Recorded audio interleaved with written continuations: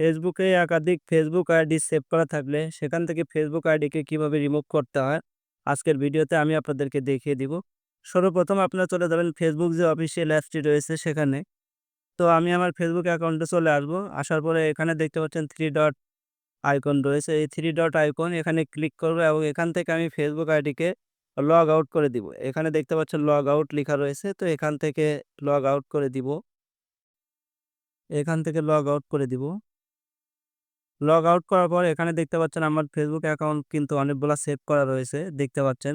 তো এখান থেকে আমি যে কোনো ফেসবুক আইডিকে আমি রিমুভ করব। তো রিমুভ করার জন্য আপনারা যেটা করবেন উপরে একপাশে দেখতে পাচ্ছেন 3 ডট আইকন রয়েছে।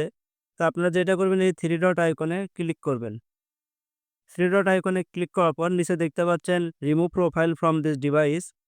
আপনার ডিভাইস থেকে যে ফেসবুক আইডিকে রিমুভ করতে চাচ্ছেন তো এখানে ক্লিক করে দিবেন। Remove profile from this device এই অপশনটিতে ক্লিক করবেন। তো এখানে ক্লিক করার পরে এখানে দেখতে পাচ্ছেন রিমুভ কিন্তু লেখা চলে আসছে। তো আপনারা চাইলে আপনার যে ফেসবুক আইডিকে রিমুভ করতে চাচ্ছেন এখানে ক্লিক করে আপনারা রিমুভ করে দিবেন। সো ভিডিওটা যদি আমার ভালো লাগে অবশ্যই আমার ফেসবুক পেজটিকে ফলো করবেন এবং যারা আমার ইউটিউব থেকে দেখছেন অবশ্যই সাবস্ক্রাইব করে সাথে থাকবেন। ধন্যবাদ সবাইকে।